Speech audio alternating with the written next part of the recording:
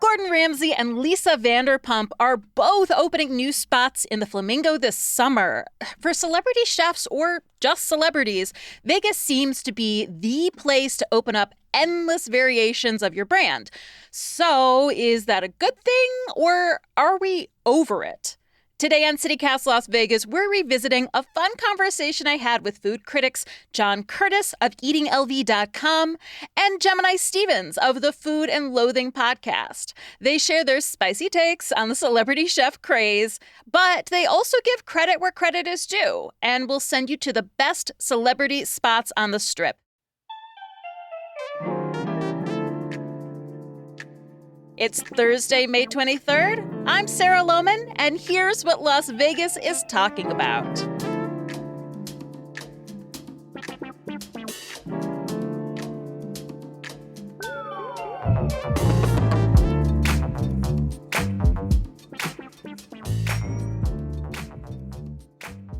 One more thing before we get into it. It's that time of year where CityCast does our annual listener survey. You'd really be helping us out by going to citycast.fm/survey. Once you complete the survey, you are entered to win a $250 Visa gift card and also some CityCast swag. You can take this survey as a first-time listener if you're new here, or if you took it last year, go ahead and take it again. You still qualify for these marvelous prizes. Again, you can find our survey at citycast.fm/survey. Thanks so much. Gemini and John, welcome.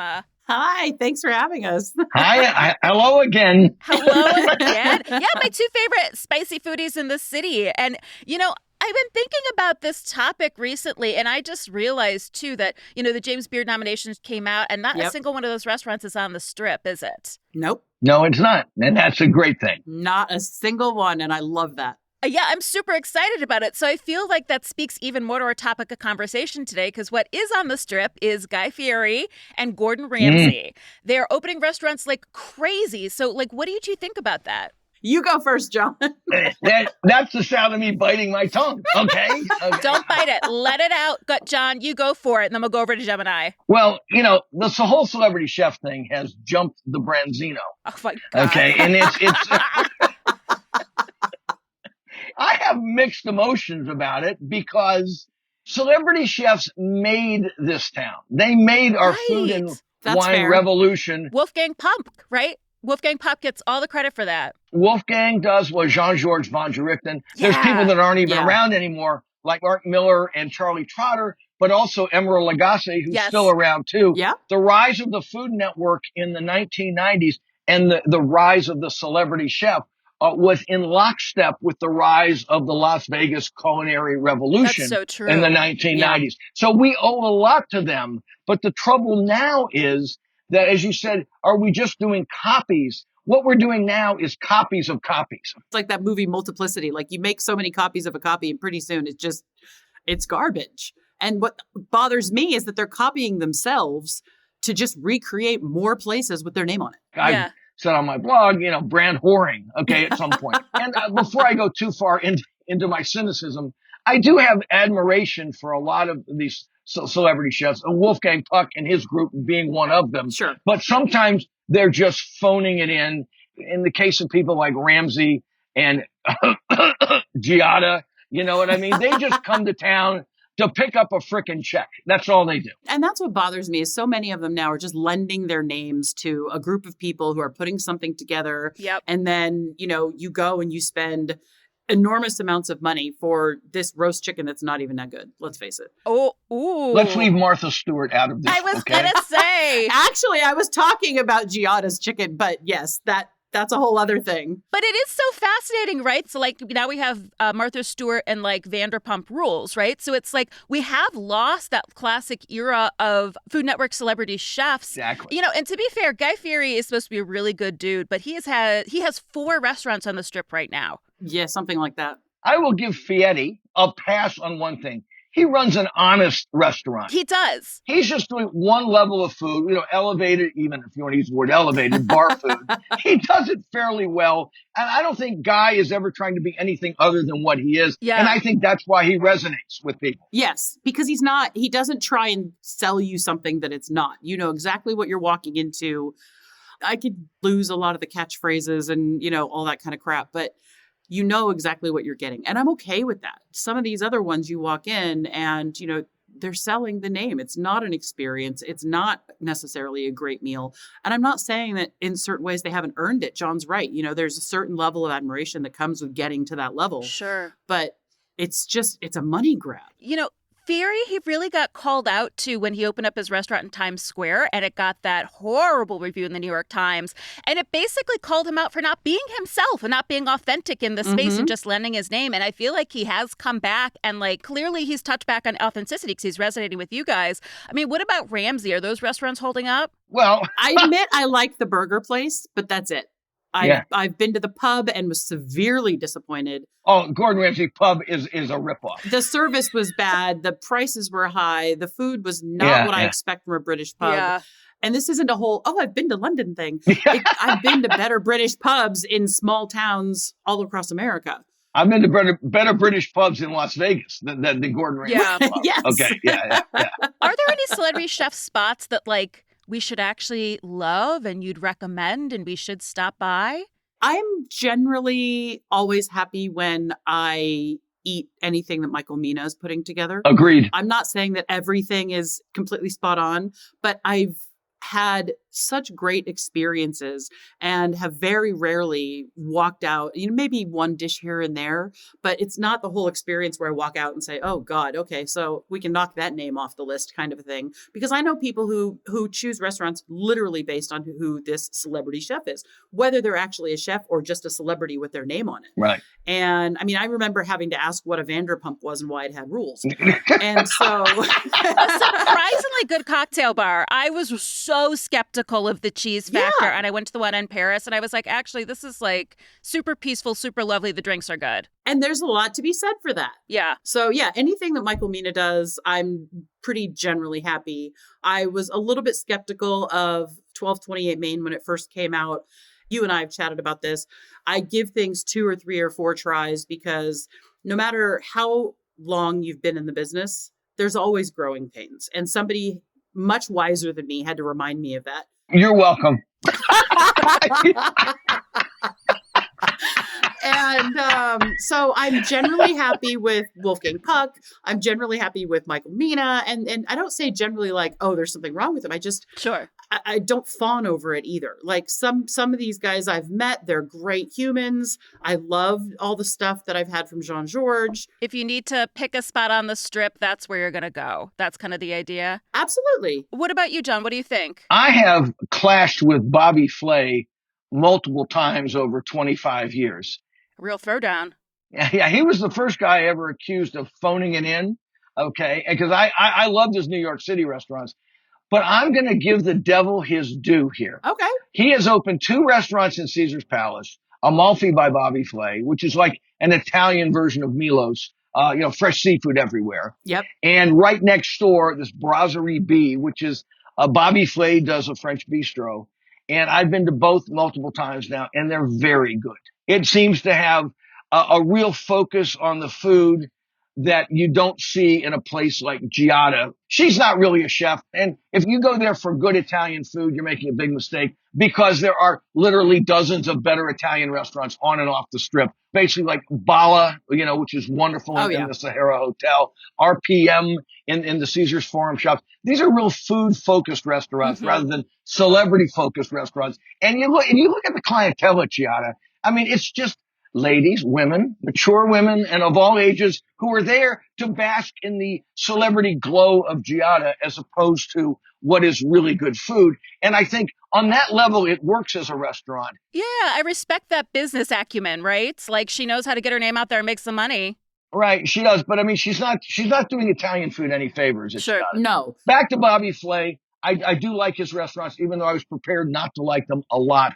But I'd like to talk a little bit, I don't want to control the conversation, about how there has been great fallout from these celebrity chef restaurants that have spawned just eating so much better in our suburbs now that would not exist but for the Wolfgang Pucks and the Emeril Lagassis and the Miloses, people who have spun off from them and make our off-strip restaurants better than ever. We're just booming right now. So you're saying like having these celebrity chefs here has provided this point of inspiration that means, the kind of local restaurants are saying, okay, we can do something amazing too. Well, and a lot of our local chefs have trained under these celebrity chefs. So they've got the experience on the strip. They've got the experience of this high volume, celebrity driven, whatever it is.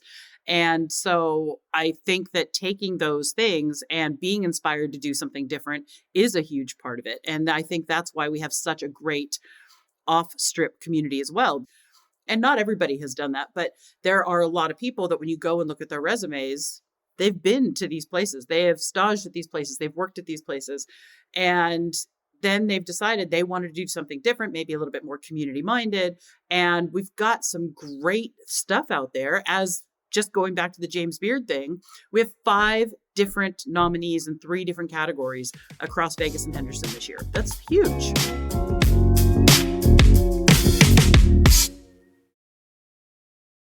So it didn't get a nom this year, but 1228 Main, we've been talking about it a lot because this is Puck's restaurant group now moving off the strip. There's a little bit of sticker shock, right? I actually just went there for breakfast the other day with Brett from Desert Bread, and he begrudgingly acknowledged that their croissants were very, very good. Desert Bread, you're still my favorite croissants, though.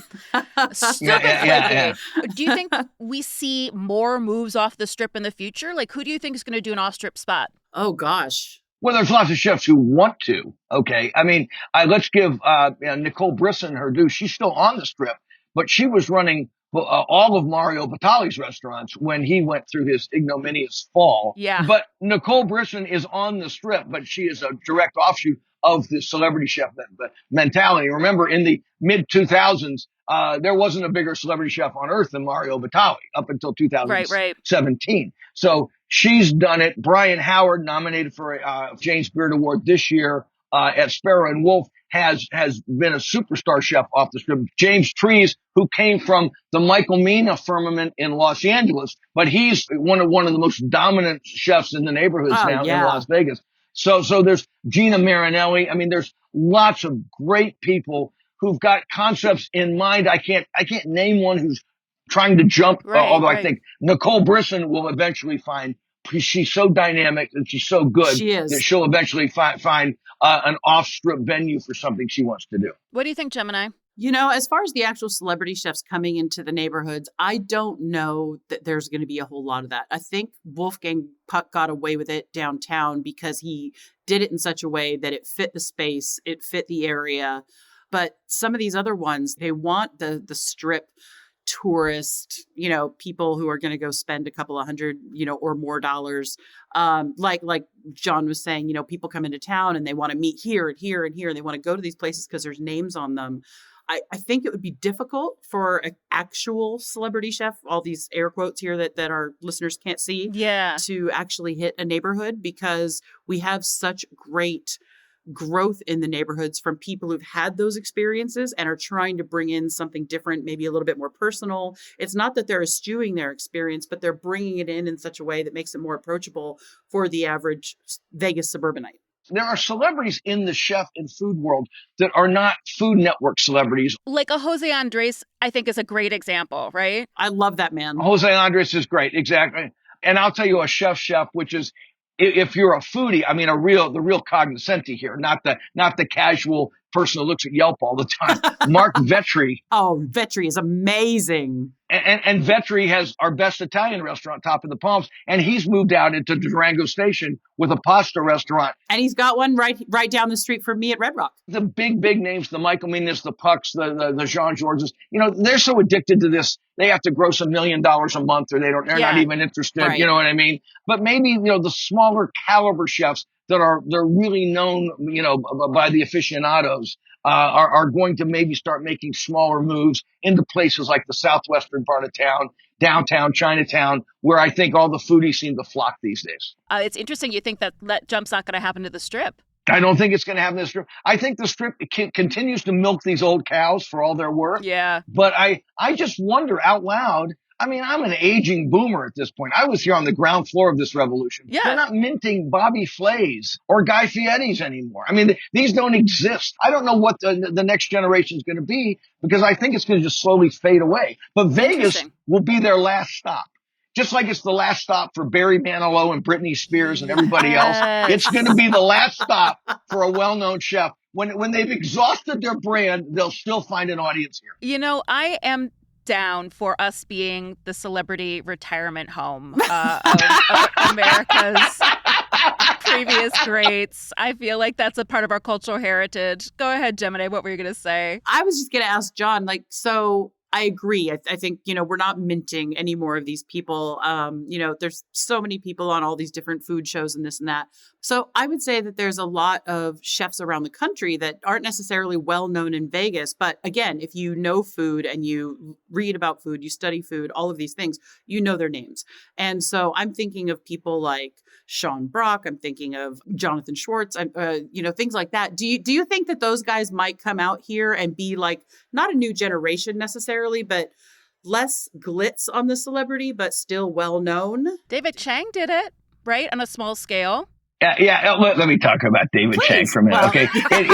It takes a real level of arrogant incompetence to fail with a steakhouse in Las Vegas. But, fair enough. Paging David Chang. Okay. I mean, talk about a guy who doesn't give a blank anymore. That's just phoning it in and reaping, I consider, undeserved celebrity for stuffing pork belly and bao buns, in 2006. And never was there more an undeserving chef on earth. But that said, I wish there could be video, because the way when you get really riled up, you lean into the camera. God. I just Can you see the saliva spitting from my mouth? The rage. Okay. All right. The color red changes a little bit. Yeah. To Gemini's point, great point. Evan Funke at Mother Wolf has opened. Yes. From L.A. Yeah, I'm excited about that. Yep. A chef's chef out of L.A. He's kind of an example of what she's talking about. Yeah. Mm-hmm. Alan Yao at Fontainebleau has opened this thing called Wash and Potato, which is the weirdest restaurant I've been in the last 10 years, because these are not household names anywhere in America. Sure. Right. But these guys really know food and are really passionate about it. And, exactly. And how the public responds to them is going to go a long way to what Vegas 3.0 culinary history is going to be, in the future. So has the time for celebrity chefs in Vegas come and gone? Oh, yeah. Yes. Oh, yeah. Or, do we have retirement Bobby Flay in our future? Yeah. If Bobby keeps opening things like Brasserie B, long live Bobby Flay. But, it's time for Gordon Ramsay and the David Changs and the Giadas to sail into the sunset. It just is. I just don't think we need 8 versions of Gordon Ramsay. I don't think we need, 19 versions of Guy Fieri. Yes, I've heard he's a nice guy. I'm happy that he's, Vegas alumni and all of these great things. I remember when he had Johnny Garlics up in Santa Rosa, California, because I used to live up there, and it was okay. But how many places need to have these bright lights with this person's name on it and this AI version of Gordon Ramsay, giving you the stare down while you're standing in line to get into a restaurant? I just don't. I snorted. I want to go and enjoy the vibe and the food. And it's hard to enjoy the vibe in a place that the whole point is just meant to hit you with these images. And it just makes it uncomfortable, actually. As long as there's a market for Guy's grocery games, he's not going out of business. Sad to say. Yeah. Yes, it's over. Just nobody's told them yet. Okay. And I think the new version of Vegas in this decade is going to go a long way towards, I think, putting these people out to pasture and getting back to just good food from chefs who really care about their restaurants, that weren't chefs who became celebrities that then opened a lot of restaurants. They're just chefs first who want to run good restaurants. Yeah. And I think that's what I'm hoping for the future. Gemini, John, thank you so much for this conversation. What an awesome start to my day. And now I'm brutally hungry. I really got to get out there. Cheers to all and bon appetit. Always so much fun talking to you guys.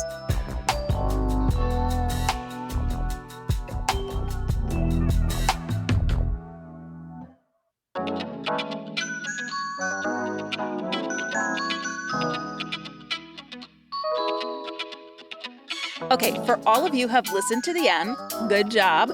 I'm going to let you in on a secret. Tuesday's episode is going to be our last episode in our series on the Las Vegas mayoral race. And we've got a special guest. And I'm going to give you a hint. She's not the Las Vegas mayor, but she is a Las Vegas mayor. And we're going to release an extended cut of this interview on our ad-free feed, which is just for CityCast Las Vegas members. So if you're not already a member, you can sign up at membership.citycast.fm. That's all for today here on CityCast Las Vegas. If you enjoyed this show, tell a friend, rate the show, leave us a review, and subscribe to our morning newsletter, Hey Las Vegas. We'll be back tomorrow morning with more news from around the city. Take care.